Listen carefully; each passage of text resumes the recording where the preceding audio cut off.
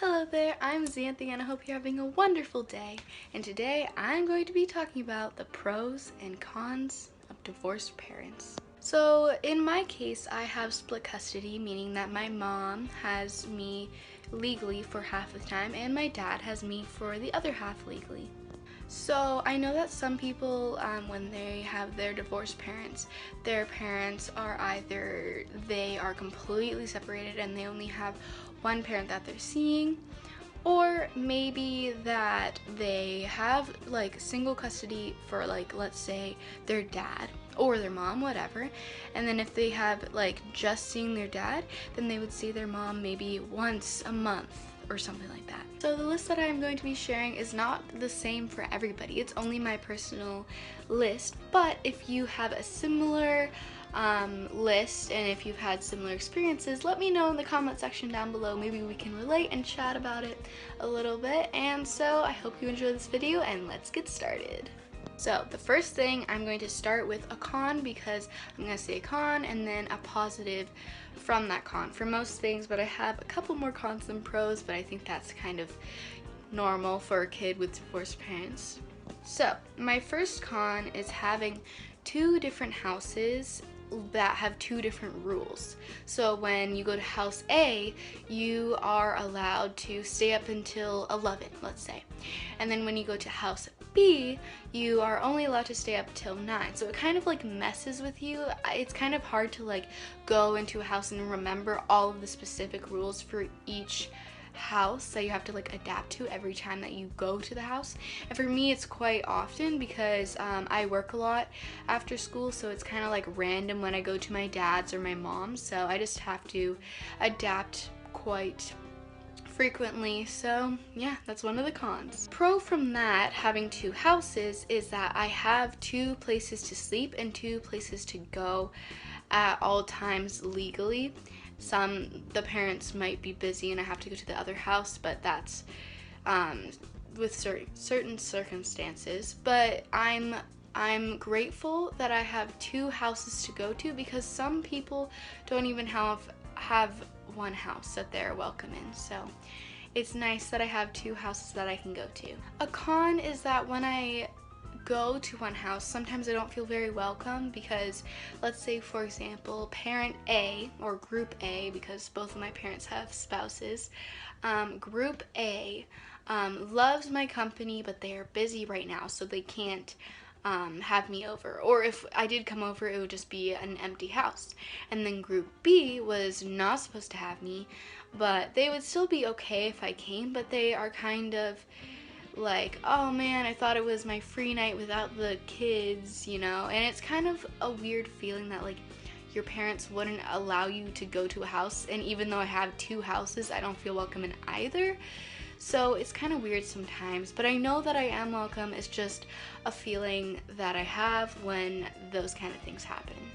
A pro that I have is that if I, for whatever reason, want to kind of get away from one household because of a fight or just the tension in the house, maybe something happened with my friends that are close to me in that one area, I can have kind of like a release from that house and I can go to the other house and then feel a little bit safer or a little bit more calm. And so that's kind of cool that I can go to two different houses if I don't really feel comfortable or whatever with whatever household I am in currently. Con that I have that I'm sure a lot of kids have, especially if you're a single child or an older sibling. I am the oldest sibling, well, from my biological brother. I actually have 3 older step siblings, but I don't see them very often. Would be that I'm the middleman.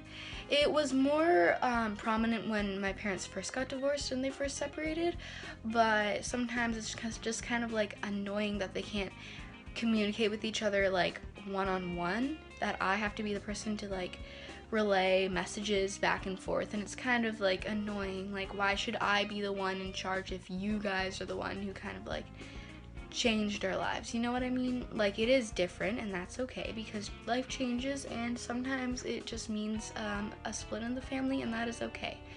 But it's just kind of annoying or sometimes hard to be the middleman, to have to always relay messages and to talk for the other parent.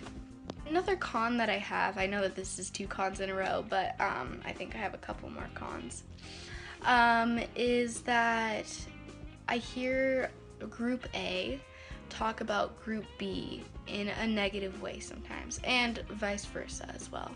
And it's not very nice to hear your parents talk about your other set of parents in a negative way, because then you feel guilty hearing that, and it's kind of hard to know what to say to defend the other parents. You don't want to like upset them, but at the same time you don't want to hear your parents like talking about your other parents in a negative way. Like, that isn't very nice, and I don't think it is allowed, but it happens. We're all humans, so it's okay. It's just, it feels kind of hurtful, I guess, because I know all 4 of my parents pretty well, and I love them all, and it's kind of just sad and hurtful to hear them talk badly about my other set of parents.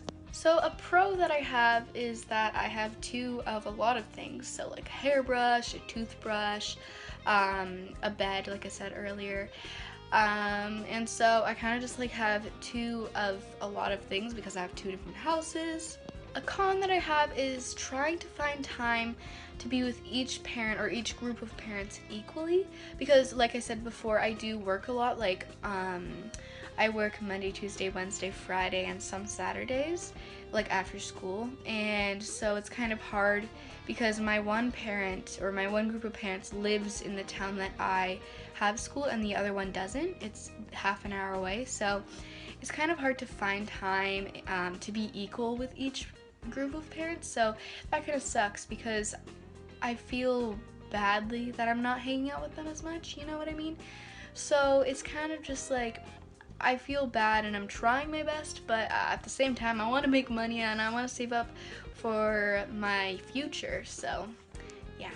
Another con is something that I'm sure a lot of you can relate to is, let's say you have a project or something that you have to bring to your friend the next day, and you're at parent B's house, half an hour away from your school, and you forget it at their house, and then you are in your town where your school is at parent A's house, and you forgot what you needed. Let's say it was a binder or a presentation or a project or something, and you forgot it at their house, and then your teacher gets mad, your friend gets mad, and whatever, and everyone forgets things. It's just really unhandy that it's at your other parent's house, so you have to go all the way back and be like, sorry, I'll get it to you tomorrow. And some people have split custody where it's like 1 week with parent A and 1 week with parent B, and it just keeps going, like every other week they're with the same parent, if that makes sense. So I know some people like that, and so if they forget something at parent A's house and the next day they're at parent B's house for the whole week, they won't be able to get that thing that they forgot until the next week. So it is very unfortunate, unless some parents, like my dad lives farther away, so he would be able to bring it to my mom's house in the morning because he works in the same town that my school is in. So that is very handy, but I know that's for some other people, it's not that kind of thing, so that really does suck. And the last thing that I'm going to be talking about is the last pro, because I always love to leave things, or I like to leave things on a positive note as much as possible. So my last comment is my pro, and that is that you have extra family, double amount of the family that you had before to love, and you have double the family that you had before to love you. So you have more family, and usually it isn't always the best, and usually it's not all love, but at least you have more parents, and hopefully that they love you as much as you love them and how much you deserve. And I hope that this video was relatable, and if not, you can also leave a comment down below about that and say some things that I didn't mention. And so thank you so much for watching. I hope you enjoyed this video, and if you did, leave a like and subscribe to make sure that you see other videos that I post every week. And I love you. Have a wonderful day. Bye.